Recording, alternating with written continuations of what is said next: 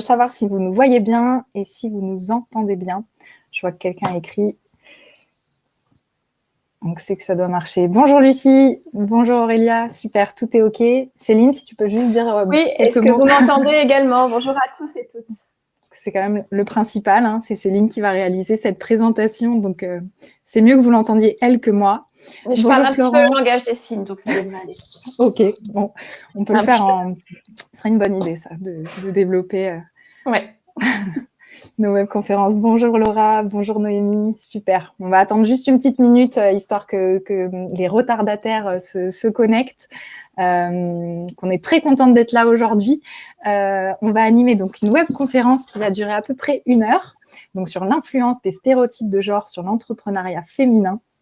Donc avec Céline Drapier, qui travaille à la Fédération nationale des centres d'information sur les droits des femmes et des familles. Ouf, je l'ai dit, sans écorcher. Voilà, ça c'est fait. Moi, c'est bon, j'ai fait mon job pour aujourd'hui. Bonjour Marie. Donc voilà, pendant 1 heure, vous allez avoir à la fin, je vous enverrai par mail le replay ainsi que la présentation. Donc voilà, concentrez-vous plutôt sur ce qui va être dit. Ensuite, vous aurez la présentation. S'il y a des slides qui vous intéressent particulièrement, vous pourrez les avoir tranquillement ensuite. Bonjour tout le monde. Hop, super, donc ça se connecte, c'est top. Donc le replay, ça sera OK. Et pareil, donc pendant la webconférence, pendant que Céline va parler, vous pourrez écrire si vous voulez vos questions dans le chat. Par contre, on n'y répondra pas tout de suite. On prendra en fait à la fin un temps d'échange un peu dédié à vos questions. Donc on pourra revenir dans le chat, questionner, enfin reprendre vos questions, pardon, et y répondre de manière globale. Hop, super. Bon, eh ben écoutez, je pense qu'on va pouvoir démarrer. Donc très rapidement, cette conférence, elle s'inscrit donc avec les conférences de l'ADI. Donc en général, on fait venir un partenaire. Donc là, je remercie vraiment Céline de bien vouloir animer ce sujet qui nous tient, je pense, toutes particulièrement à cœur. Donc je reviens très très rapidement sur l'ADI. Donc moi je suis Clara, hein, je travaille à l'association du droit à l'initiative économique. Donc nous on s'occupe d'accorder des microcrédits pour la création d'entreprises, mais également de l'accompagnement, donc à des personnes qui n'auraient pas accès au crédit bancaire classique. On est présent, donc on est une association, on existe depuis plus de 31 ans, on est présent sur tout le territoire et également en Outre-mer. Et donc, depuis qu'on existe, on a financé plus de 160 000 entreprises, alors souvent des petites entreprises, mais pas des moindres. On a donc pas mal d'antennes, surtout donc territoire outre-mer, ce que je vous disais, et on a donc à peu près 500 salariés et surtout 1300 bénévoles qui nous aident donc dans nos actions de microcrédit et d'accompagnement à la micro-entreprise. Et donc, ça va être autour de je vais laisser présenter le sujet et n'hésitez pas donc à poser vos questions. Vous aurez un replay, vous aurez les slides, donc concentrez-vous bien et puis je reste présente sur le chat si jamais il y a des petites questions et on y reviendra à la fin de la présentation. Voilà, Céline, je te laisse la parole. Merci Clara. Bonjour à tous et toutes. Donc moi je suis Céline Drapier, donc je suis conseillère technique en charge des questions d'emploi et d'égalité à la Fédération nationale des centres d'information des droits des femmes et des familles. Aujourd'hui, donc, nous allons parler évidemment égalité homme-femme et aborder la question des stéréotypes de genre afin de pointer l'influence que ces stéréotypes de genre ont sur l'entrepreneuriat au féminin. Alors avant qu'on aborde ce sujet, petite présentation quand même de la fédération. La Fédération nationale existe depuis 1972 et elle a pour mission de favoriser l'autonomie des femmes, de faire évoluer la société et de contribuer au développement de l'égalité entre les hommes et les femmes. Actuellement, elle coordonne 103 centres d'information au niveau national, au niveau métropolitain et sur les territoires outre-mer. Alors, sans rentrer dans le détail, mais pour que vous compreniez un petit peu comment on se situe, la fédération, donc je vous l'ai dit, elle coordonne 103 centres. Donc,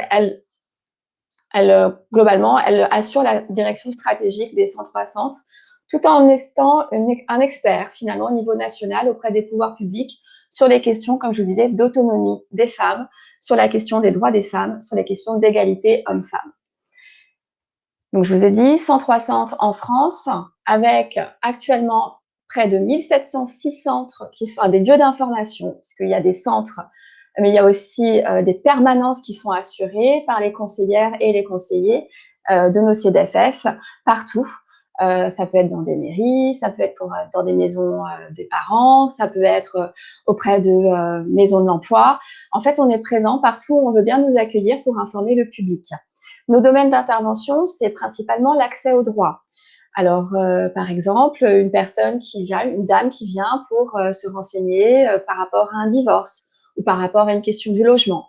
Notre spécificité, je vous l'ai dit, c'est quand même les femmes. Et dans ce cadre, on a aussi développé une expertise sur la lutte contre les violences sexistes et sexuelles. Donc, on peut être amené à accompagner des jeunes femmes et des femmes qui sont en situation de violence conjugale, mais également des violences, par exemple, sur le lieu d'entreprise. On a également des CDFF qui axent leur travail auprès des personnes qui sont en recherche d'emploi. On a, je crois, 74 CDFF qui travaillent sur l'emploi et une cinquantaine qui sont aussi sur un accompagnement lié à la création d'entreprises. En parallèle, on développe une expertise sur la parentalité dans le cadre d'actions qui sont menées auprès de la CAF. On peut être amené à faire des actions de sensibilisation ou d'accompagnement à la parentalité. On a également des femmes qui sont médiatrices conjugales, médiatrices familiales. Donc, on intervient en fait à tous les niveaux pour les femmes et les familles.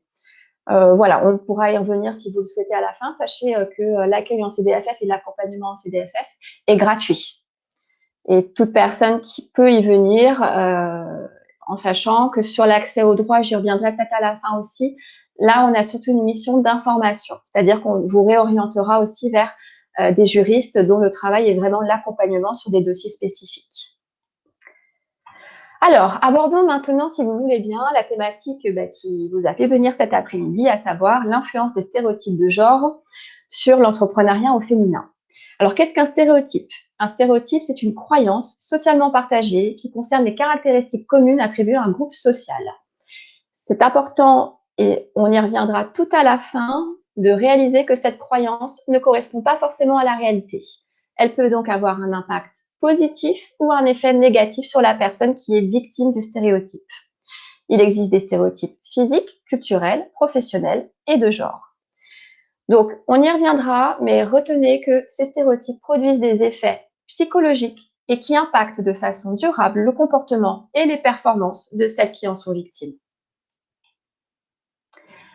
Venons maintenant aux stéréotypes de genre. Les stéréotypes de genre sont des représentations schématiques et globalisantes sur ce que sont ou ne sont pas les filles et les garçons, les femmes et les hommes. Ces stéréotypes légitiment les rôles de sexe en les naturalisant. Ils font apparaître comme biologiques et naturels des rôles de sexe différents et hiérarchisés, assignés aux femmes et aux hommes. Alors moi, je prends souvent cet exemple-là lorsqu'un enfant, un bébé arrive dans la famille. Souvent, la famille va dire « Oh, mais qu'est-ce qu'il a ?» Imaginons c'est un petit garçon. « Oh, mais il est grand, hein. Il va être costaud. Hein. On voit qu'il va être fort. » Et puis la petite fille, tout de suite, ça va être autre chose. Elle est si mignonne, si petite, si fragile. Voilà, là, on est typiquement sur un stéréotype de genre qui n'est absolument pas en relation avec ce qu'est l'enfant, mais simplement qui est en relation avec ce que l'on imagine de ce que doit être un garçon ou de ce que doit être une petite fille. Et on va voir sur la présentation que l'on va découvrir tout à l'heure que ces stéréotypes de genre profitent majoritairement aux hommes. Ils légitimisent ainsi une domination masculine. Alors, s'il y a des hommes parmi nous, je ne fais pas le procès des hommes, que ce soit bien clair. Simplement, on fait un état des lieux et on cherche ensemble des solutions pour plus d'égalité entre les hommes et les femmes. Hop, j'arrive, voilà. Alors, donc je vous ai dit, la différence physique, biologique, voire physiologique entre les hommes et les femmes, elle ne fait pas débat. Pour autant, il faut admettre qu'il existe bien une construction sociétale, culturelle et politique autour de la question du genre. Donc, les différences entre les filles et les garçons sont ancrées dès le plus jeune âge. Et nous allons voir que, au-delà de ce qui se passe au niveau de l'éducation des filles et des garçons, ça a un impact direct sur la façon dont les femmes vont mener leur carrière professionnelle et leurs projets d'entrepreneuriat. Alors, si vous voulez bien, avant que l'on parle de la carrière des femmes et de l'entrepreneuriat, je voudrais revenir sur ce qui se passe depuis la plus petite enfance autour des stéréotypes. Les stéréotypes, ils commencent dès la famille et puis ils sont poursuivis et mis en action au niveau du système éducatif. Ça peut être le cas, par exemple, avec les professionnels de la petite enfance, qu'ils interviennent en crèche ou que ce soit une nounou. Il y a déjà des choses qui se mettent en œuvre. Alors, par exemple, dans les crèches, on voit des choses complètement inconscientes qui se passent, mais on va laisser des enfants jouer entre eux, par exemple à la dinette, pas de souci. Et puis, on va voir un petit garçon qui va naturellement s'asseoir autour de la table et qui va naturellement se faire servir par une petite fille qui sera en train, par exemple, de faire semblant de préparer à manger. Ça, c'est pas un exemple lambda, c'est des exemples qui se répètent souvent. Et pour le coup, les professionnels de la petite enfance, bien qu'elles soient davantage formées, je dis elles parce que c'est 92% de femmes qui travaillent dans les crèches, n'y font pas vraiment attention. C'est-à-dire que c'est complètement inconscient. Autre exemple qui est effectivement très intéressant, c'est d'analyser comment les enfants vont jouer, par exemple, à la poupée ou vont jouer aux voitures. Très vite, si par exemple un petit garçon venait à s'intéresser à une poupée et qu'une petite fille ne voulait pas lui laisser, le petit garçon va céder très rapidement. De la même façon avec la voiture, si c'est une petite fille qui joue avec la voiture et qu'on ne veut pas lui prêter, elle va renoncer très rapidement à jouer à la voiture. Pourquoi? Parce que tout simplement, dès cet âge-là, vers 2 ans ou 3 ans, les enfants considèrent que ce jeu n'est peut-être pas le jeu le plus adapté à leur genre. Alors évidemment, ce que je vous dis n'est pas de généralité. Au niveau de la formation des professionnels de la petite enfance, les choses tendent largement à s'améliorer et les professionnels sont formés davantage à ces questions-là. Il n'empêche que si on s'intéresse par exemple à la question des émotions, un professionnel de la petite enfance pourra, si jamais un enfant se met à pleurer, lui dire mais ne t'inquiète pas, t'es un petit garçon, t'es courageux, tu n'as pas besoin de pleurer. Alors que si une petite fille par exemple se met à pleurer, on aura tendance à la consoler. Donc vous voyez déjà au niveau de la gestion des émotions aussi, il y a des choses qui se passent toujours de manière inconsciente, mais qui commencent déjà à s'ancrer dans les représentations de nos jeunes enfants qui se disent qu'ils ont le droit ou pas de pleurer. Et s'ils ont le droit de pleurer, eh ben, c'est parce que je suis une fille et moi je suis un garçon, donc moi je suis courageux, je ne pleure pas. Donc ce sont des petits exemples, mais c'est intéressant de voir comment ça se met en œuvre. Là, je vais un petit peu digresser, mais c'est juste aussi pour s'il y a des jeunes parents sur la question de la poupée. Souvent, on se dit qu'une poupée c'est pour une fille et c'est pas pour un garçon. La poupée, il faut savoir que elle a plein de vertus. Elle permet notamment de développer son empathie. En prenant soin du poupon, on développe des qualités d'empathie. On peut également considérer qu'une poupée, c'est une fonction catharsis, c'est-à-dire qu'avec la poupée, on va pouvoir montrer ses émotions davantage, et puis ça développe l'imaginaire, et puis enfin et surtout, ça développe le langage. Alors, ça, c'est pour assurer la transition avec l'école. Pourquoi la poupée, elle est intéressante? Parce qu'on se rend compte à l'école, arrivé en CP, que les petites filles parlent mieux que les petits garçons. Ils accèdent plus facilement, finalement, à la prise, à la parole. Eh bien, la poupée est un élément de réponse. Alors, je ne dis pas que c'est la seule réponse, mais c'est un élément de réponse qui permet de considérer que parce que les petites filles se sont davantage entraînées à dialoguer avec leurs poupées et leurs petits ours, qu'elles ont développé cette fonction langagière, là où les petits garçons ont davantage appris à faire vroom vroom avec leur voiture. C'est pas du tout du vécu, je dis pas ça parce que mon fils a 21 mois et que j'entends vroom vroom du matin jusqu'au soir. Passons, si vous voulez bien, à ce qui se passe à l'école. Alors là, je vais vous prendre l'exemple des cours de récréation. On a une géographe qui s'appelle Edith Maruejus, qui, elle, est spécialisée dans le travail, les études sur comment les espaces publics sont occupés. Et elle s'est intéressée aux cours de récréation. Qu'est-ce qu'on constate? On constate que la cour de récréation, elle n'est pas occupée de la même manière. Les garçons occupent l'espace central. Alors souvent, ce sont pour jouer à des jeux collectifs comme le football. Et les filles, elles, sont mises davantage à l'écart. Elles essayent, les petites filles, de venir jouer au niveau de l'espace central. Mais souvent, on leur dit non, on est trop sur la cour de récré, là, on a déjà l'équipe de foot, vous pouvez pas venir, on est trop nombreux. Ou alors, non, vous les filles, vous savez pas jouer au foot, donc vous n'allez pas vous mettre au milieu. Et ce qui se passe finalement, c'est que les filles, elles apprennent à ne pas être présentes au centre. Et par ailleurs, elles apprennent à ne pas négocier, elles ne peuvent pas rentrer en négociation. Alors là, je vais vous lire une phrase que j'ai entendue de Edith Marouejous qui va, je pense, donner le ton de ce dont on va parler cet après-midi. Les filles ont un espace qui leur est dédié, mais il est plus restreint. Il est sur le côté. Elles apprennent à jouer dans l'intime, elles apprennent le dedans, elles apprennent le retrait aussi. Les garçons, ils n'apprennent pas cela. Ils ne sont pas contraints dans le jeu. Ils apprennent tous les possibles. Et les filles commencent à apprendre lentement qu'il y a des choses qui leur sont moins possibles, moins évidentes, moins faciles. Et oui, progressivement, les filles intègrent qu'il y a des choses qu'elles peuvent faire, des choses qu'elles ne peuvent pas faire. Et progressivement, elles intègrent aussi le fait qu'elles n'ont pas droit de faire certaines choses. Au primaire et au collège, c'est la pédagogie des professeurs qui est fortement questionnée. Même si les garçons sont plus souvent réprimandés, on remarque surtout qu'ils sont davantage poussés à réussir. Pourquoi ? Simplement parce que les professeurs considèrent qu'ils n'exploitent pas suffisamment leurs capacités. Alors que pour une fille, si elles réussissent, c'est parce qu'elles ont fourni beaucoup d'efforts, ou si elles réussissent moins, c'est qu'elles sont moins capables. Donc progressivement, si vous voulez, il y a des choses qui arrivent dans l'inconscient toujours, on s'en rend pas compte, où les garçons apprennent à s'exprimer, à s'affirmer. Quand je vous disais que les garçons sont souvent réprimandés, c'est parce qu'ils osent prendre la parole, c'est qu'ils osent aussi sortir du cadre. Les filles n'osent pas. Et si une fille, par exemple, désobéit, alors là, c'est vu comme un défaut. Si un garçon désobéit, on va considérer que c'est naturel. Je vous rappelle ce qu'on disait tout à l'heure sur les stéréotypes. Donc les garçons apprennent à s'exprimer, à s'affirmer, à développer confiance en soi.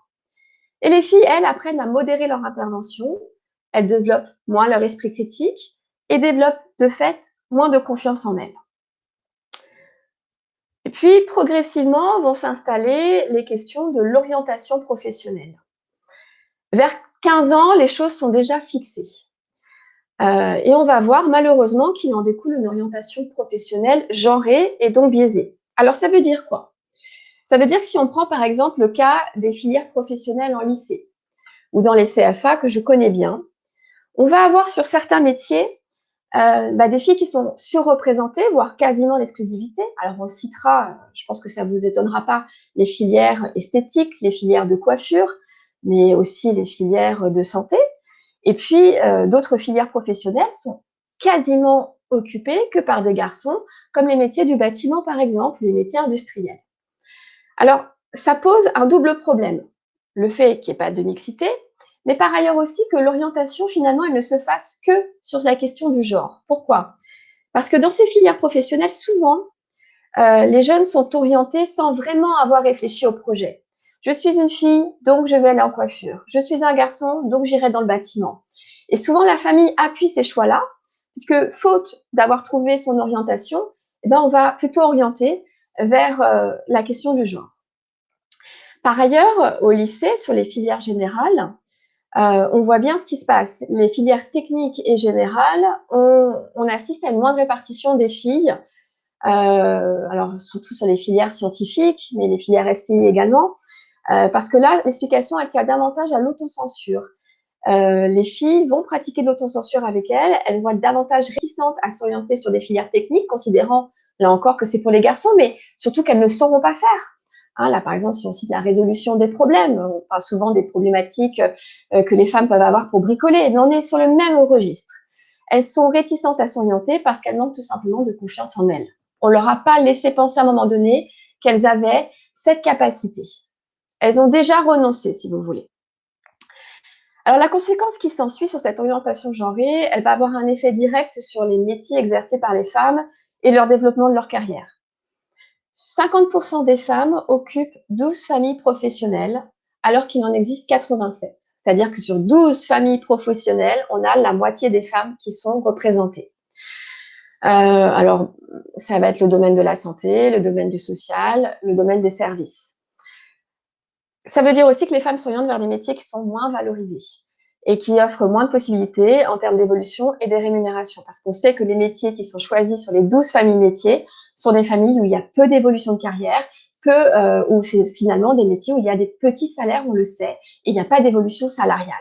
Donc là encore, on est sur une problématique qui va, de toute façon, faire qu'elle va se retrouver dans la question de l'entrepreneuriat. Alors aujourd'hui, les femmes représentent 32% des créateurs d'entreprises. Alors on pourrait se dire, c'est pas mal. Oui, c'est pas mal. Je pense que Clara pourra le dire. Elle a dit, on est au-delà de ce pourcentage et c'est chouette de savoir qu'il y a aussi des structures qui accompagnent et qui prennent en question, qui prennent sérieusement ces questions de l'équité et de l'équilibre homme-femme. Alors comment est-ce qu'on explique cette différence de représentativité ? Quels sont les stéréotypes qui sont concernés et comment ils influencent le projet professionnel? Et surtout, comment on va les combattre et on va les dépasser? Donc, dans un tout premier temps, je vais refaire exactement le même exercice que j'ai fait depuis la crèche jusqu'au lycée pour vous montrer quels sont les freins, les stéréotypes qui sont actionnés sur la démarche du projet entrepreneurial. Et puis, on verra ensemble avec quelques exercices notamment. Donc, si vous avez feuille et papier à côté de vous, c'est chouette. Sinon, on prendra 5 minutes pour que vous puissiez vous équiper à la fin. Mais on verra aussi surtout comment les combattre et comment les dépasser. Parce que si c'est la société qui finalement forge un petit peu ces stéréotypes, eh bien, mesdames, vous avez, vous, la charge derrière de les déconstruire et de les dépasser. Parce que là, c'est pas la société qui pourra vous accompagner. On va le voir ensemble. Tout repose sur vous. Alors, sur la question donc, de l'entrepreneuriat au féminin. Qu'est-ce qu'on constate? La différence homme-femme. Les projets qui sont envisagés ou qui sont réalisés par les femmes sont davantage portés vers des secteurs dits féminins. On retrouve finalement la même chose que sur l'orientation. Si je vous dis qu'il n'y a que 2% de femmes qui sont créatrices ou qui reprennent des entreprises de bâtiment, je pense que ça ne va pas vous étonner. De la même façon, de l'autre tendance, au niveau des créations d'entreprises au féminin, on va retrouver les services, la santé et le social, qui sont à chaque fois les secteurs sur lesquels les femmes se positionnent davantage. Alors, si vous êtes en création d'entreprise et que vous avez déjà une idée de ce que sera votre future entreprise et qu'elle est par exemple sur le domaine du service, mon discours n'est pas de vous dire de changer. Simplement, de prendre considération que vous allez de fait rentrer sur un marché concurrentiel qui est déjà occupé par d'autres femmes créatrices d'entreprises. Donc l'importance du projet, au-delà de la mixité des métiers, il va être surtout pour vous, si vous êtes sur ces créneaux-là, d'aller chercher la différence. Et ça, on y viendra, c'est un travail sur vos valeurs, par exemple, qui peut être intéressant de faire, de savoir quelle identité particulière vous voulez développer pour votre entreprise. En tous les cas, sachez que c'est pas grave si vous êtes sur le top 3 des créations d'entreprises sur ces secteurs-là, mais il faut que vous vous donniez les moyens d'aller les dépasser et que vous soyez plutôt sur de l'originalité si vous voulez à un moment donné que votre projet se déploie. Deuxième point, les projets portés par les femmes requièrent en général un capital initial plus faible. Mais c'est vrai que les femmes empruntent beaucoup moins. Alors souvent, en plus, elles le font sur leurs fonds propres, ce qui n'est pas le cas pour les hommes. En général, on constate que les femmes ont plus de difficultés à prendre de risques, donc elles vont pas forcément chercher à avoir une grande entreprise. Elles vont pas forcément chercher à développer leur entreprise pour à terme avoir des salariés. Du fait, elles vont plutôt se restreindre sur leurs projets. Mais si elles se restreignent sur leur projet, c'est surtout parce qu'elles n'ont pas confiance en elles. Alors, comment lever ce frein-là? Et ça, on y reviendra tout à l'heure. Je pense que toute la période de préparation, elle est déterminante. Vous êtes certainement déjà lancé dans votre projet. Vous y avez réfléchi depuis longtemps.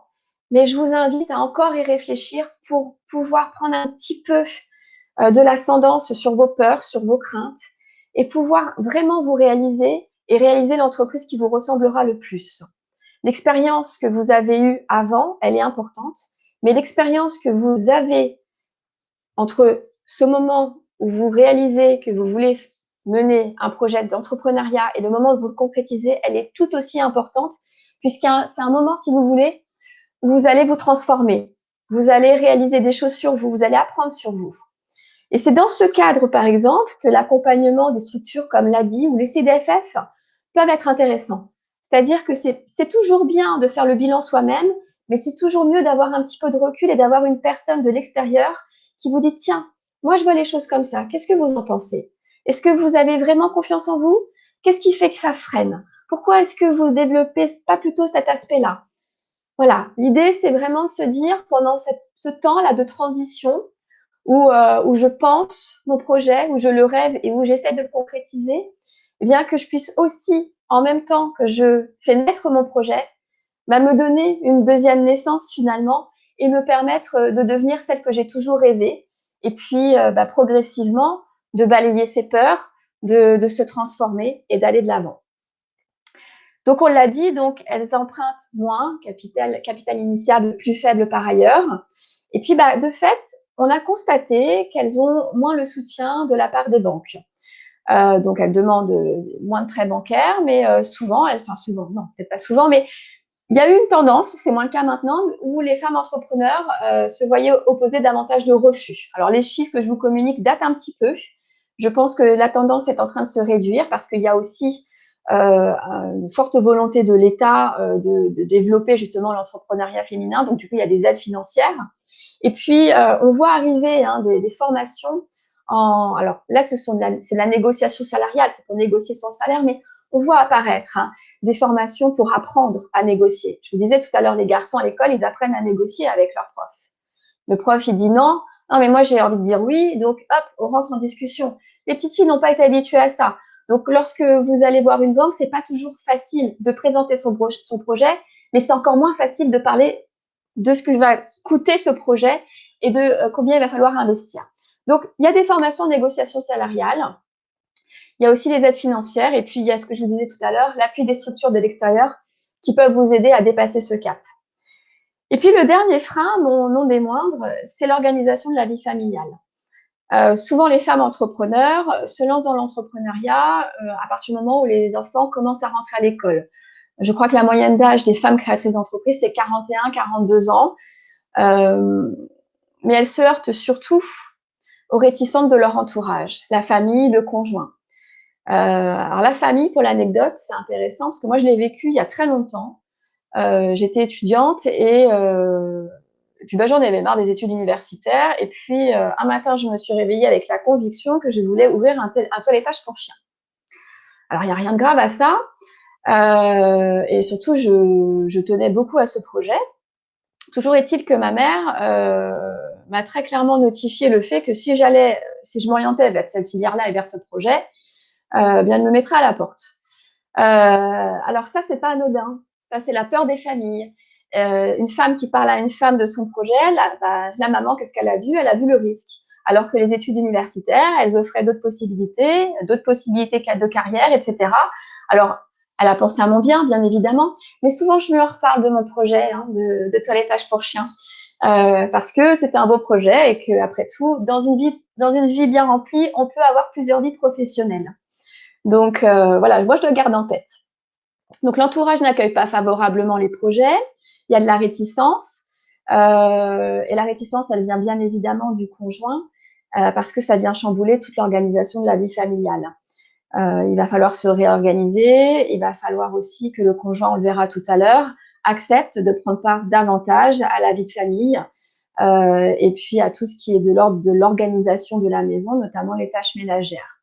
Lui, je dirais que les conjoints n'ont pas tant la difficulté à se dire il y a un risque financier, c'est plus finalement le confort lié au quotidien qui risque d'être malmené, et c'est la raison pour laquelle les conjoints suivent difficilement les projets. Et c'est la raison pour laquelle, mesdames, si vous êtes en couple et que vous avez un projet, il faut forcément et nécessairement en parler avec votre conjoint, car il y aura une préparation tant au niveau du couple que de la famille, on le verra tout à l'heure. Alors, comment lever ces freins? Toujours pareil, avec l'appui d'un réseau. Alors, il y a les chambres des métiers, il y a l'ADI, il y a les réseaux sociaux. Et puis, on voit apparaître depuis un certain temps des réseaux de femmes, de chefs d'entreprise. On a aussi les mamans entrepreneurs, vous savez, ces mamans chefs d'entreprise qui arrivent à mener de front la carrière professionnelle et la vie personnelle et familiale. Et puis, je vous le disais, il va falloir forcément pour lever ce frein-là, repenser l'ordre établi et notamment l'articulation de vos temps et la question de la vie familiale. Donc l'articulation vie pro, vie perso, elle va prendre toute son importance dans le cadre de votre projet de chef d'entreprise. Alors, On l'a vu, les femmes sont davantage concernées par la prise en charge des enfants et les tâches ménagères. Lorsque 2 parents travaillent, les femmes travaillent à la maison sur des tâches ménagères et sur l'éducation des enfants 1h20 de plus que l'homme au quotidien. Vous imaginez le temps que ça peut faire au bout d'une année. Donc ça veut dire que voilà, encore aujourd'hui, la femme s'occupe davantage de la maison. Ça veut dire aussi, pour vous qui êtes en création d'entreprise, vous avez moins de temps à consacrer au lancement de l'entreprise par la force des choses. Si vous devez travailler peut-être, vous occuper de la maison, il reste peu de temps personnel pour la création d'entreprise. Je vous l'ai dit, le temps des femmes diffère celui d'un homme. On pourrait aussi citer des études où on voit que les hommes consacrent davantage de temps à leur téléphone, à la télévision. Bon, ok. Et puis, pour revenir aux établissements bancaires, cette articulation vie professionnelle, vie personnelle, elle n'est pas sans incidence sur la façon dont les établissements de crédit vont percevoir le risque lorsqu'une femme crée son entreprise, qu'elle aille à l'échec parce qu'elle est responsable d'une famille. Et c'est notamment le cas, on le verra après, avec les familles monoparentales. Donc, il va falloir réorganiser la vie de famille, il va falloir rassurer aussi le conjoint et la famille en général. Et puis, autre temps important, le temps consacré à la création d'entreprise, vous ne devez surtout pas le sous-estimer. Peu importe que ça prenne 3 mois ou 2 ans, en fonction de vos situations. Ce qu'il est important, c'est d'avoir déjà le bon concept et puis de travailler justement à cette articulation vie pro, vie perso pour que rien ne vous échappe et pour que vous n'alliez pas à l'échec. Là, après, je vais vous présenter quelques exemples. Mais si on revient sur les familles monoparentales, c'est vrai que beaucoup de femmes en situation de monoparentalité souhaitent aller à l'entrepreneuriat à des moments où elles ont vécu des situations de rupture. Alors, ça peut être rupture avec le conjoint ou simplement la perte d'un emploi, en se disant qu'elles vont davantage mieux gérer leur temps. Mais on le verra tout à l'heure, qui dit famille monoparentale, dit famille parfois qui est un petit peu éloignée de sa famille, pas forcément de personnes à côté pour s'occuper des enfants lorsqu'on travaille ou lorsqu'ils sont malades. Alors, je dis pas qu'il n'y a pas de solution, mais je dis simplement que tout ça doit être intégré avant de lancer vraiment son entreprise pour, encore une fois, éviter d'aller à l'échec. Alors, là, sur ce slide-là, je vais vous présenter comment travailler l'articulation des temps, mais à travers des exemples précis, pour que ça puisse vous parler et que vous puissiez vous dire « Ah bah oui, tiens, là, ça fait sens ». Par rapport à ce que je fais, à ce que je vis. Alors, on travaille l'articulation du temps pour réduire les risques inhérents au processus de création et on prend en compte la temporalité de la création d'entreprise. L'exemple que je vous donne est un exemple qui sort complètement de mon imaginaire. Hein, donc, mais c'est juste pour que ce soit le plus parlant possible. Alors, imaginons que vous souhaitiez créer un food truck. Vos recettes sont prêtes, votre camion aménagé, votre emplacement trouvé, votre modèle économique et les statuts de l'entreprise sont OK. Vous avez communiqué sur le territoire sur l'ouverture prochaine de votre commerce. Le jour J arrive, c'est un succès. Le monde est au rendez-vous. Il est 12h30 et là, c'est le drame. Vous n'avez pas suffisamment préparé votre organisation, vous n'êtes pas assez rapide, les gens attendent et commencent à se désespérer d'être servis. Qu'est-ce qui se passe là? C'est simplement que prise de cours durant la création d'entreprise, vous n'avez pas pu explorer toutes les stratégies possibles pour atteindre votre objectif. Vous avez fait l'essentiel puisque voilà, votre entreprise elle est créée, mais vous avez raté ce cap de l'organisation parce que vous avez manqué de temps tout simplement. Et ce jour-là, si ça vous arrive, on peut vite connaître une catastrophe puisque le food truck, on le sait, c'est sur un territoire donné. Si la clientèle n'est pas satisfaite, on se rate et on rate le potentiel que constituait pourtant la création et ça sera difficile de rattraper. Encore une fois, c'est un exemple qui sort de mon imaginaire et je ne suis pas en train de vous dire que ça va vous arriver. Mais voilà, l'articulation des temps, c'est aussi ça, la préparation. Prendre conscience des priorités sur les temps en amont et pendant la création, organisation familiale et professionnelle. On est au jour numéro 2 de la création du food truck, il est 13h, votre activité bat son plein et vous recevez un coup de fil de l'école. Votre fils est malade et il faut venir le chercher. Le papa n'est pas disponible pour y aller car il est en déplacement trop loin. On sait qu'il ne pourra pas revenir avant 17 h, ça sera trop tard. Qu'est-ce qu'on fait dans ces cas-là? On laisse le food truck et on prend le risque de planter sa clientèle, voire de la perdre. Ou on donne priorité à l'enfant. J'imagine que vous allez donner priorité à votre enfant, mais bien évidemment, là, ce que j'essaye de vous dire, c'est qu'il faudra questionner avant la création d'entreprise, avant le lancement, comment vous allez pouvoir gérer les imprévus. Parce que vie familiale et vie professionnelle, ce sont deux mondes finalement qui sont particulièrement liés. Et si l'un ne va pas, l'autre peut en payer les dégâts. Le troisième volet, contribuer à l'égalité entre les sexes, répartition des tâches au sein du couple, de la famille. On est toujours sur le food truck et vous avez réussi avec votre conjoint à négocier une nouvelle organisation au niveau de la famille. Donc, c'est donc lui qui va prendre en charge les enfants le matin, qui va les habiller, qui va leur donner à manger et qui va les accompagner à l'école. Ce qui va vous permettre, vous, de lancer l'activité du matin liée à la préparation du repas du midi. Et en contrepartie, comme votre food truck il va fermer à 14 h 30, le temps de le ranger, à 16 h 30, 17 h, vous serez disponible pour aller chercher les enfants. Typiquement, ça demande quand même de s'organiser avec son conjoint. Et là, on est vraiment dans ce qu'on appelle l'égalité entre les sexes et l'articulation homme-femme au niveau des tâches et de la vie domestique.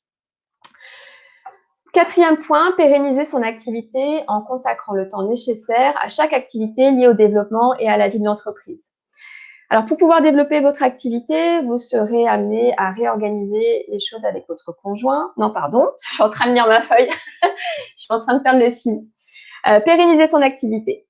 Donc, vivre de sa passion, c'est super, mais pouvoir en vivre et développer son activité, il faut pouvoir avoir du temps à côté pour la comptabilité, pour lier aussi du réseau, pour se faire connaître.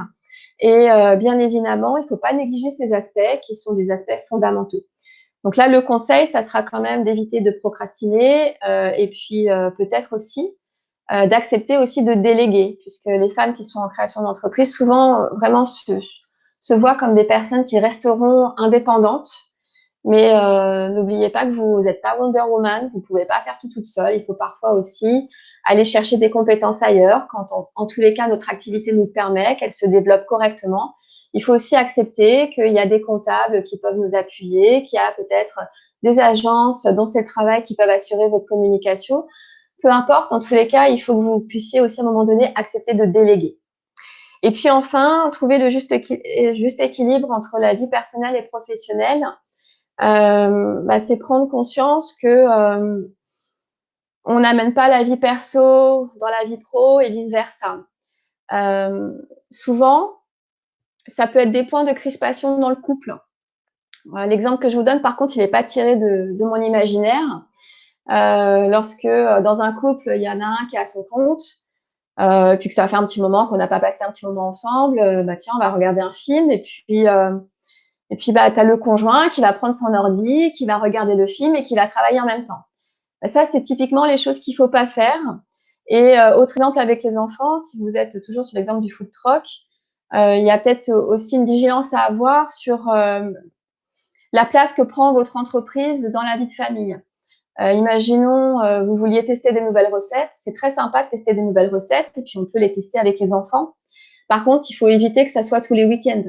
Parce que les enfants, ils ont quand même envie de passer du temps avec leur maman, de passer du temps avec leurs parents. Et puis, surtout, si c'est toujours proposer des recettes et autour du food truck, vous risquez d'avoir quand même pas mal de tensions à la maison. C'est des exemples, encore une fois, mais je pense que c'est des petites choses concrètes qui doivent être des éléments d'alerte, notamment si vous êtes parent et que vous êtes en création d'entreprise. Pensez toujours que vous n'êtes pas seul dans votre projet, que pour que le projet fonctionne bien, ça doit être le projet d'un collectif et qu'il faut tenir compte aussi des besoins de ce collectif, notamment des enfants, voire du conjoint si vous êtes en couple.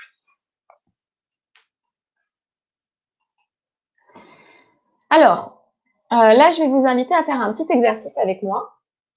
Je vous ai dit que les stéréotypes de sexe avaient forcément un impact sur ce que l'on allait penser de soi à terme, sur nos croyances.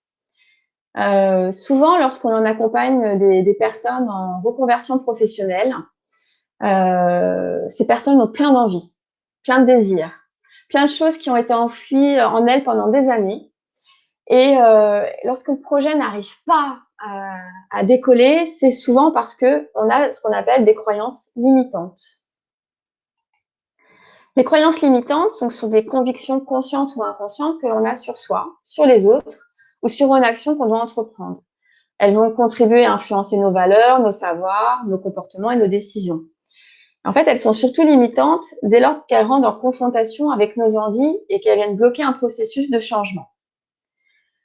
Alors, si vous êtes en création d'entreprise, peut-être qu'à un moment donné, vous vous êtes dit, mais je rêve d'être à mon compte, mais je suis pas assez compétente pour me lancer. Ou alors, j'aimerais bien créer une entreprise, mais il y a trop de risques. Moi, j'ai des enfants, j'ai un loyer à payer, voilà, c'est trop risqué. Ou même, je suis trop âgée, voilà, j'ai raté le cap, tant pis, de toute façon, on va pas me prendre au sérieux. Donc ça, ce sont des croyances limitantes. Et ces croyances limitantes, si vous êtes intéressé vraiment par la démarche, je vous invite, alors pas forcément maintenant, mais je vous invite à vous poser et à regarder de près quelles sont-elles. Donnez-leur une note et voyez un petit peu, par exemple, la note de 3, c'est cette croyance qui me bloque totalement, voilà, je ne suis pas assez compétente. Vous faites la liste et puis ensuite, on va essayer de voir à quoi elle correspond, cette croyance, pourquoi elle existe. Derrière une croyance, il y a toujours une émotion. Alors, des émotions, on en a 4. La peur, la joie, la tristesse, la colère. Donc, comme la croyance est limitante, il va nous rester la peur, la tristesse et la colère. Si on reprend l'exemple du manque de confiance, l'émotion derrière, qu'est-ce que c'est? Une peur de l'échec. Et derrière la peur de l'échec, il y a quoi? Rater sa vie? Mettre en danger sa famille? Ou la peur du jugement, peut-être? Être considérée comme incompétente? Être critiquée? C'est intéressant de faire cet exercice parce que ça va vous apprendre, comme je vous le disais en préambule, beaucoup de choses sur vous. Beaucoup de choses sur ce qui vous a marqué dans votre parcours de vie. Quelles sont les étapes éventuellement qui ont été les plus difficiles, qui sont peut-être pas encore digérées. Mais il faut faire ce petit travail pour pouvoir avancer et mettre en œuvre votre projet. Maintenant que vous avez identifié les émotions, il faut les traiter, comme je vous disais, et chercher à identifier dans les expériences du passé ce qui a été marquant. Et puis surtout, au-delà de refaire son histoire, parce que vous n'allez pas partir en thérapie pendant 6 ans, il faut s'intéresser à votre parcours et voir aussi tout ce que vous avez réussi. Parce qu'il est évident qu'il y a eu peut-être des échecs, mais il y a eu surtout beaucoup de réussites. Et c'est grâce à ces réussites que vous allez réussir à dépasser vos croyances limitantes et que vous allez réussir à dépasser tous les stéréotypes liés au genre par ailleurs.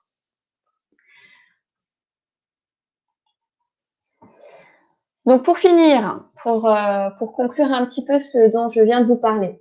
Donc nos croyances guident nos comportements. Les débusquer et les combattre, c'est ouvrir la porte vers le champ du possible et devenir entrepreneur, c'est avant tout se libérer de ses carcans. C'est accepter de prendre sur soi, de se transformer et de s'envoler vers une belle aventure, à savoir la vôtre.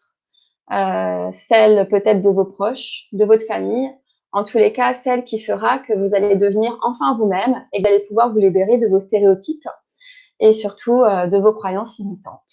Voilà, je suis désolée, sur la fin, j'ai été un petit peu rapide. Mais bon, voilà, l'idée, c'était surtout que vous ayez cette prise de conscience que finalement, vous êtes le fruit d'une éducation, nous sommes le fruit d'une culture. Il y a des choses qui nous dépassent, il y a des choses qui nous impactent. Je disais à Clara, je pense que ça s'est vu quand même, mais à quel point j'étais stressée de faire cette webconférence avec vous cet après-midi. Non seulement parce que c'est une première, mais aussi parce que finalement, l'école ne nous apprend pas nécessairement à prendre la parole en public. Et c'est jamais évident de se lancer comme ça, et encore moins quand on n'a personne face à soi. En tous les cas, je vous vois pas, même si vous me voyez, c'est pas toujours évident. Il m'a fallu quelques semaines pour préparer cette intervention, mais je suis contente de l'avoir faite, même si c'est pas parfait. En tous les cas, voilà, moi je sais que sur la question des stéréotypes de genre, en préparant cette intervention, ça a fait écho à plein de choses de l'ordre du vécu, au niveau éducation notamment. Voilà, on est un petit peu victime de ça, nous les femmes. C'est pas grave, encore une fois, l'important c'est d'apprendre à contrer ce qui a fait poids dans notre vie et d'apprendre à s'en libérer. Donc, si cette intervention vous aura au moins permis de faire un petit focus sur des zones un peu fragiles ou des zones que vous souhaitez dépasser, c'est super. Après, voilà, j'attends d'avoir vos questions et vos interrogations sur ce que je vous ai raconté. Merci beaucoup Céline. Il y a déjà voilà, des personnes dans le chat qui te remercient pour la présentation. Rassure-toi, apparemment c'était très clair et du coup, malgré le stress, tu t'en es bien sortie. Cette vidéo sera détruite dans 10 minutes, hein, vraiment. On envoie le replay avant, mais alors, hop, je vais revenir peut-être. Alors, il n'y a pas eu beaucoup de questions, peut-être juste quelques-unes. Alors, on va les republier. Tac. Alors, peut-être sur l'action des CIDFF. Alors, je ne sais pas si elles apparaissent. Est-ce qu'elles apparaissent? Non. Hop, voilà, ça apparaît. Oui, tout le monde voit les questions. Donc, une question de Lucie. Est-ce que les CIDFF accompagnent les femmes entrepreneurs? Et si oui, comment? Alors, oui, après, chaque CDFF est structuré différemment. C'est-à-dire que vous avez des CDFF où vous avez, par exemple, que des services d'accès au droit, et puis d'autres qui ont développé tous les services. Donc, lorsque vous allez sur le site de la FNCDFF, vous trouverez, par exemple, la cartographie en fonction de votre département, où vous pourrez voir, vous aurez aussi un lien vers le site du CDFF qui est raccroché à votre département. Et alors après, ça varie encore une fois au niveau de l'accompagnement. Il y en a qui vont faire qui vont faire plutôt un accompagnement conseil pour vraiment la finalisation du projet de création d'entreprise. D'autres qui vont aller jusqu'à l'étude de marché, voire même la création d'entreprise. Et plus à la marche, parce que je crois qu'il n'y en a que 5 sur le réseau, qui font même du suivi post-création. Donc, tout dépend. Après, de toute façon, sachez que les CDFF travaillent aussi beaucoup en réseau et ont développé aussi beaucoup de partenariats. C'est d'ailleurs aujourd'hui la raison pour laquelle je suis présente sur cette webconférence avec l'ADI. Mais du coup, s'ils n'ont pas la compétence, ils sauront également vous orienter vers les structures avec lesquelles ils travaillent. Top. Donc j'espère qu'on a répondu à la question, Lucie. Alors après, il n'y avait pas forcément alors c'était pas des vraies interrogations, mais il y a, alors je pense du coup pas mal de mamans en situation de monoparentalité dans les écoutantes, on va dire, de la webconf. Et donc on avait, enfin plutôt, donc là c'est plutôt témoignage, mais si peut-être tu peux prendre un exemple ou voilà sur les familles monoparentales. Bon, tu l'as un peu fait, mais peut-être voilà redonner. Alors, Caroline nous dit, j'ai peur qu'une femme seule, famille monoparentale, ait moins de crédit pour défendre son projet qu'une femme mariée avec un conjoint bien installé dans la vie. Oui, mais en même temps, je pense que là, pour le coup, quand on est femme, famille monoparentale, vraiment, là, la réponse, c'est d'aller, avant de se lancer, développer un réseau et d'avoir aussi d'autres appuis à côté de soi. Parce que lorsque, par exemple, tu intègres un réseau de femmes chefs d'entreprise ou en création d'entreprise, déjà, tu as du crédit parce que pour le coup, tu t'es déjà bien questionné sur ta situation de femme monoparentale. Après, la vraie question, je pense qu'au niveau des banques, c'est toujours la problématique de la garde des enfants qui revient sans cesse. Voilà, si jamais il arrive quelque chose, vous avez des enfants, mais s'il arrive quelque chose, qui s'en occupera? Voilà. Donc ça, on parlait tout à l'heure du négo training. Je pense qu'il y a aussi un entraînement à avoir et un discours à avoir bien rodé, hein, dès lors que vous avez su assurer vos arrières et préparer votre projet et vous organiser aussi, hein, parce que pas parce que vous êtes en situation de monoparentalité que vous n'avez pas des amis, que vous n'avez pas des gens aussi pour vous appuyer. Et a priori, je pense que c'est plus compliqué parce que en tant que femme et en situation monoparentale, vous l'avez pointé, on a moins de crédit moral, on se fait moins confiance pour aller se défendre. Mais il y a tellement de situations différentes et tellement aussi de femmes exemplaires que s'il y en a qui réussissent, je ne vois pas pourquoi tout le monde ne réussirait pas. Et la différence, c'est souvent la confiance en soi. Je reviens souvent là-dessus, mais c'est à mon avis ce qu'il y a de plus pertinent à questionner, avoir confiance en soi. C'est ce qui vient de ressortir dans le chat, que oui, c'est un des principaux freins et où il faut voilà s'entourer, tout à fait, avoir confiance en soi. Ok, donc bon, ça fait consensus. Alors, je sais pas, quelqu'un écrit, est-ce qu'il y a d'autres questions? Caroline disait aussi que là où elle vit, c'est assez isolé. Oui, j'entends, mais alors du coup, ça veut dire quand même, est-ce que Caroline, si on prend votre cas particulier, est-ce que vous avez quand même pris attache avec des réseaux d'aide à la création pour aussi voir au niveau local quels sont les réseaux existants, voire même des réseaux de bénévoles parfois, hein. Il y a des communautés de bénévoles qui s'organisent. Il y a souvent des choses, surtout sur les territoires ruraux, qu'on soupçonne pas et qui existent dès lors qu'on fait un petit peu de réseau. Et puis, il ne faut pas de se faire l'économie de tout le développement en fait informatique aussi et de beaucoup de choses qui est lié à la situation actuelle. Mais c'est vrai que beaucoup de réseaux existants se sont très très digitalisés ces derniers temps. Et donc parfois on peut être un peu isolé. Mais si Caroline, si vous êtes là sur une webconf, je pense que vous avez peut-être un ordinateur ou en tout cas vous n'êtes pas complètement réfractaire à l'outil informatique. Il y a peut-être aussi des choses à aller creuser, au niveau de l'accompagnement des projets, même si vous n'avez pas forcément les structures près de chez vous. Il y a aussi maintenant beaucoup de ressources disponibles en ligne.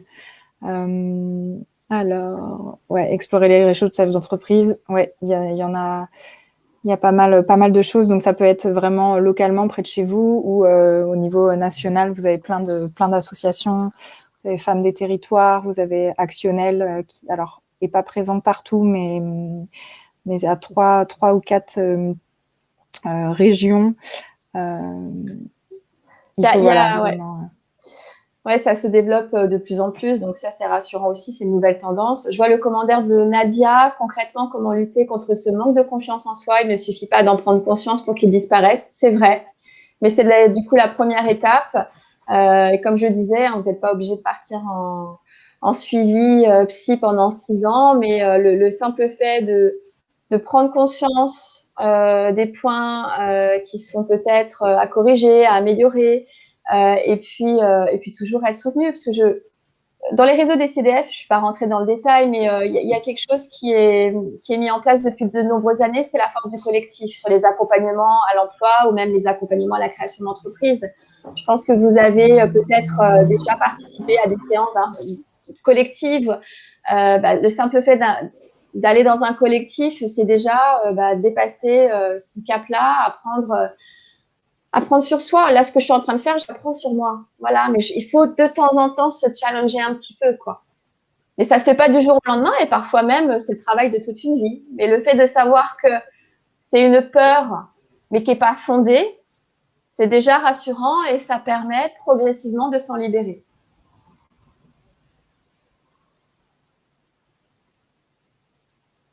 Alors, je remonte dans les questions. Caroline, je pense que vous aviez contacté Force Femmes. Elle dit qu'elle avait contacté une association qui s'occupait des femmes sur de l'accompagnement emploi, je pense, avec moins de 2 ans de chômage. Je pense que c'est Force Femmes, c'est une spécificité, moins de 2 ans, plus de 45 ans. Peut-être que c'était eux, mais oui, il y a aussi après des structures qui accompagnent des publics spécifiques.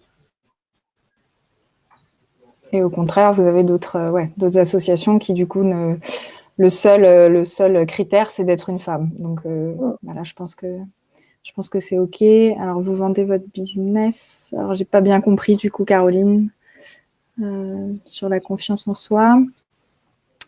Ah non, OK. Vous répondiez à Nathalie, pardon. OK. Alors, est-ce qu'il y a encore des questions ou ça va être bon.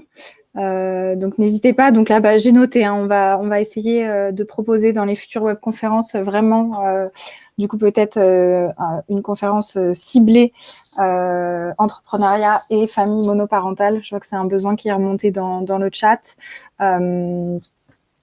Et puis voilà, en fait par ces contenus, par ces webconférences, le but, c'est aussi voilà, de vous donner quelques clés pour justement lutter contre ce manque de confiance qui peut parfois alors, être avéré ou qui a été malheureusement un peu construit par la société et pas par nous-mêmes. Et donc là, typiquement, ce genre de webconférence permet de se réinterroger et d'aller un peu plus loin, de se dire d'où ça vient et de reprendre petit à petit confiance. Elle est revenue, Clara. On t'a perdu 2 minutes. Vous m'aviez perdu, pardon. Non, mais c'est bon. Juste au-delà de ce qu'on s'est dit cet après-midi, si vous êtes maman de petits garçons, je vous invite et je vous encourage aussi à avoir une réflexion sur votre rôle de parent et sur l'éducation qui est apportée à votre fils ou à votre fille même, hein, pour être aussi un élément porteur sur cette transition vers plus d'égalité homme-femme et pour contribuer à faire disparaître progressivement les stéréotypes de genre. Oui, c'est ça. Justement, j'ai une fille et un garçon. C'est bien. Et oui, c'est la future génération qui... Ah bah Nathalie, vous en avez 6, mais c'est très courageux. Là, je peux pas le faire, mais si je pouvais, Bravo, félicitations. Moi, j'en ai un et le respect éternel. C'est ça. Et en maman solo en plus. Ok.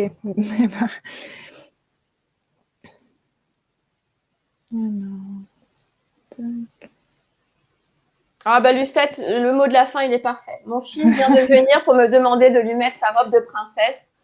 Eh bien, Lucette, allez, courez. Donnez-lui cette opportunité de mettre sa robe de princesse. C'est trop mignon. Super. Ouais, écoutez, merci beaucoup à toutes et peut-être tous. Je ne sais pas s'il y avait des hommes présents. Merci beaucoup, Céline, pour la qualité de ta présentation. Et puis à très bientôt pour de nouvelles webconférences. À bientôt. À bientôt et bonne continuation à tous et tous.